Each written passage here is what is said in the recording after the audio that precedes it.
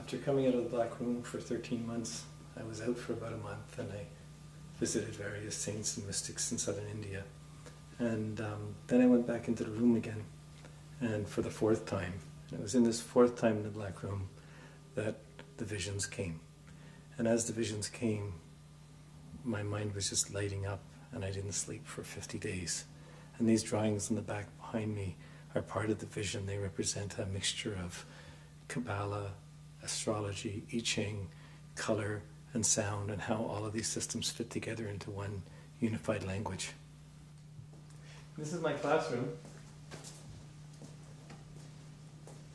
On the walls of the classroom I have this map of the heavens with the constellations in it, and the constellations are shown, each of the constellations with the signs of the zodiac, both tropical and sidereal. And you can see things like the vernal equinox moving along, and how it's still in the constellation of Pisces, or the fish.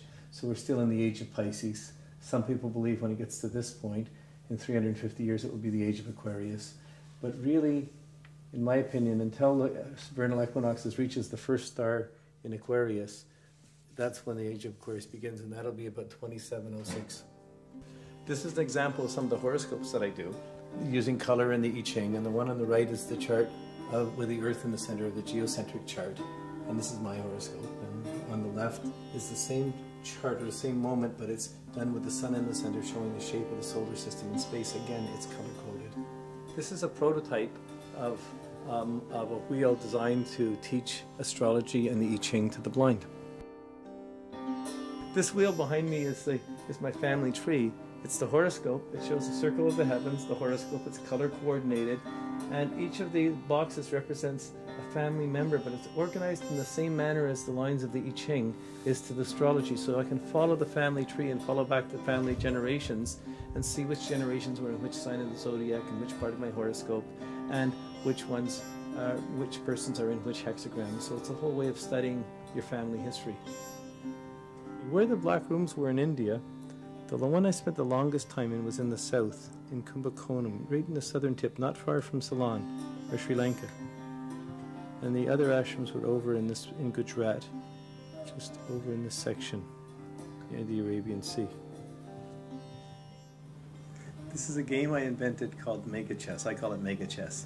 It's designed for 4 players to play against each other, so it's each person's against 3 others.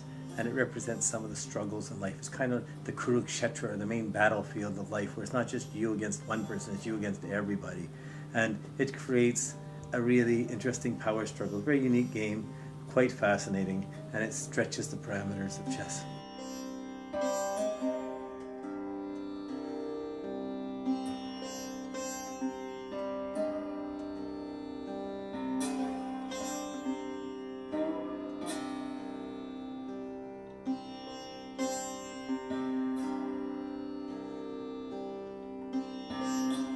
The IAO Research Center started in 1972, and by 1973 we had begun the Library of Divine Sciences, Parapsychology, and the Healing Arts.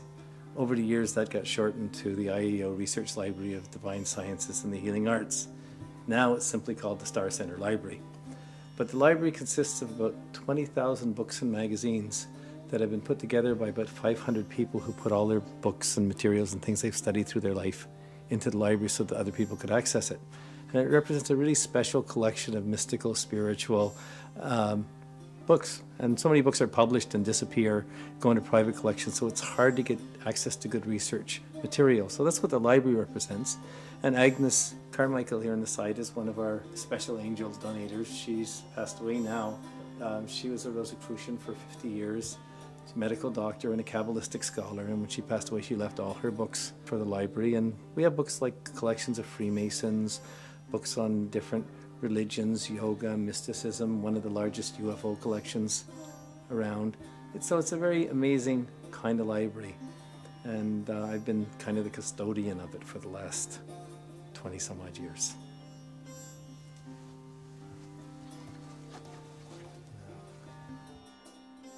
So in this room we have mostly the magic, the Kabbalah, 12 feet of Kabbalah, tarot cards, tarot, numerology, palmistry, then it gets into all the Aleph Bailey material in the theosophical works and theosophical materials.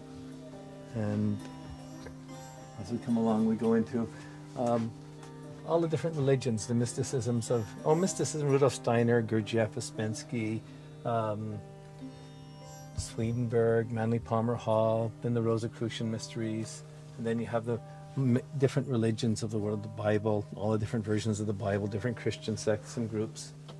And then it comes into the encyclopedia of religion, and each of Hinduism, Buddhism, Taoism, Sufism, Islam, all the different saints and mystics and their writings and teachings. Then you have the Buddhistic traditions, the Mahayana, the Zen, the Tibetan Buddhism, and then you have the Chinese Confucianism, Taoism, and the martial art books and Tai Chi books. And then we have, as we come on this wall, we have most of some of the astrology manuals and calculations and healing books. It's a little crowded up right now. And in here is the astrology and the astronomy collection, and I use it for my office. The collections around here are all from very old to very modern books on astrology and astronomy. So some of the most modern things on black holes and quasars, and some of the really ancient books on stars, on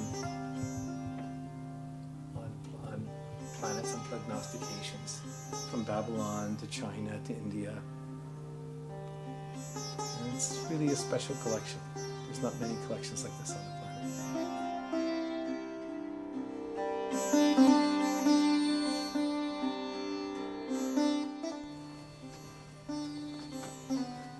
So I'm going to take you into the music room now.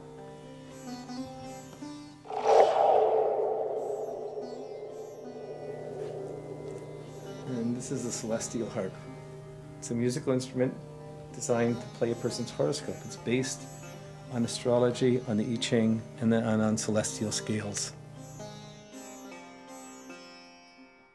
So the celestial harp was designed to, one, to manifest a vision, and two, to create a new approach to music. We're so used to seeing stereo music and everything just coming linear at us, that this was an attempt to create a classical instrument that isn't just stereo, that the sound moves out in all directions from, and you could play, that would be a mirror of the heavens and play the horoscope. So as one would move around it, as you see all the strings come out from the center, and as you move around it, you would, people would hear it around a room. So most instruments are, well, the musician's colored by the shape of the instrument. The shape conditions the attitude of the musician. A sax is held between the legs and played. A guitar is played like a gun and is played, and you have a certain type of music. This is a new shape and a new approach to music, a new approach to sound. It is a classical instrument. It has to be manipulated. Yeah, you do have to move all the way around it. There's no beginning or end. It was designed for several people to play at one time, even 1, 2, 3, 4, 5 people playing at the same time on the same instrument. And just as planets would move, just so we have our 10 fingers, we have the sun, moon, and the planets, and they would move around the heavens. So in the chart itself, in the instrument itself, this would be, the center would be the sun, and this would be the earth following it in space. This is the pyramid shape, is basically the map of the heavens with the stars on it. Each string is based on an I Ching hexagram, and you can see the I Ching inlaid on the bridge. And it's basically a spiral bridge with a circle of frets and a square bridge. And the strings go over the spiral bridge to the edge of the square bridge, and they change. So it starts on a high note and it descends. So the scale descends as the square comes out. Then it ascends. But by the time it's come in again, the spiral has moved in, so it's a longer string than at that section. So then we...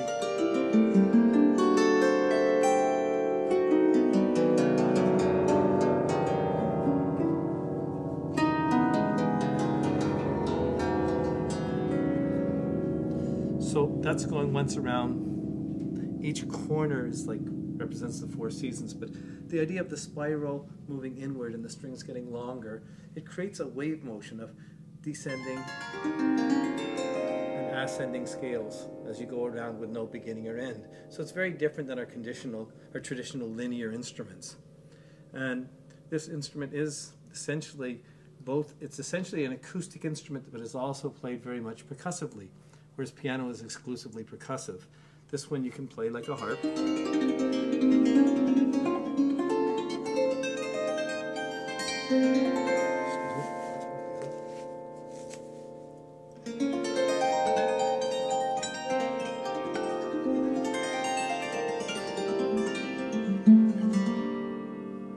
But you can also, there's also, in all the strings, there's frets on every string. So even though there's 72 strings radiating out from the center,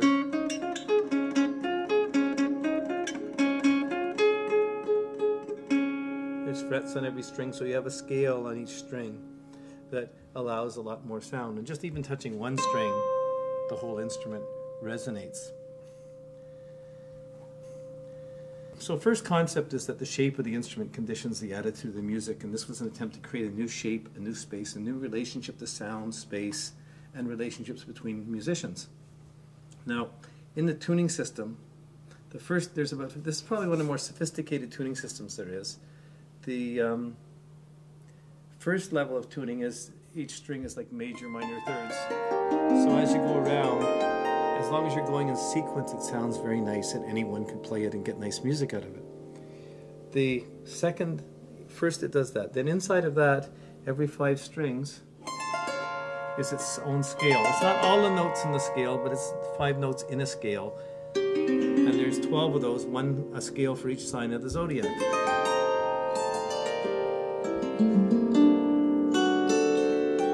So as you go around, there's 12 scales that one can play.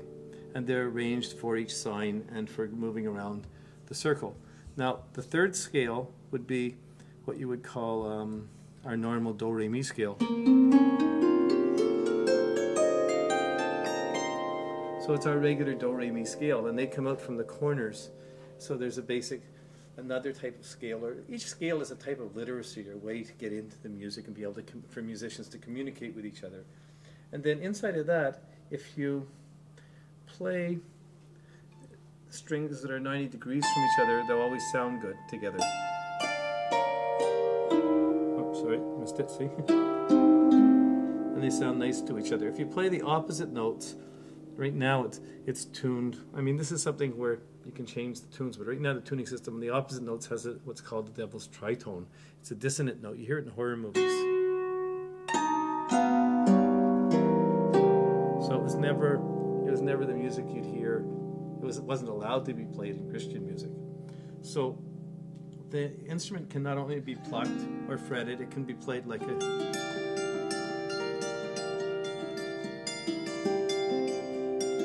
guitar. Well, not quite like a guitar, but you can fret it.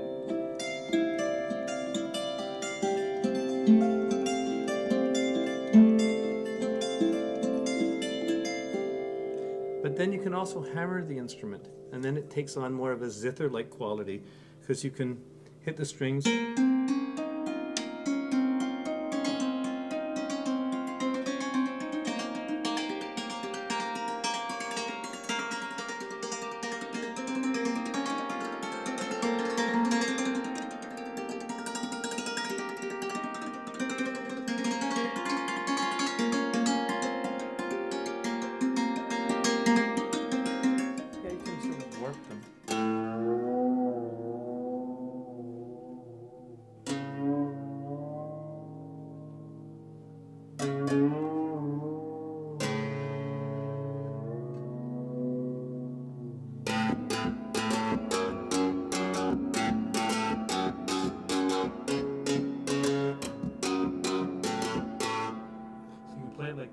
And you can slide it. It also becomes a slide instrument where you can play it kind of a bit like an Eastern sound.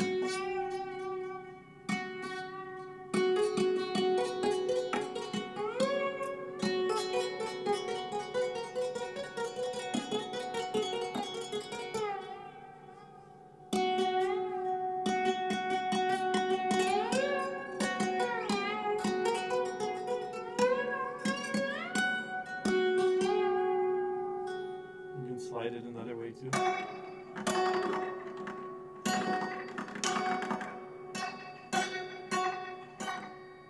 So it makes an awfully large diversity of sounds, And when you get 2 or 3 people playing on it, you could have one person just kind of plucking on it.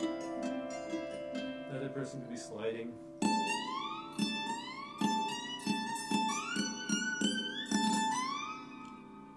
Someone else can be hammering it, just be playing a...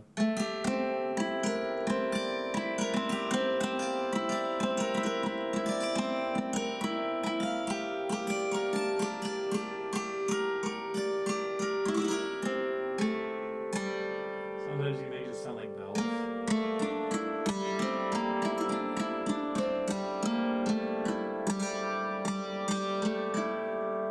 Then you can get a double stroke in there. A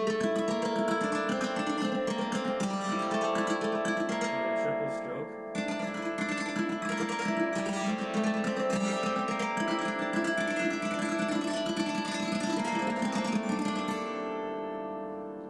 And then you can even play in the middle part, but it's not as harmonious.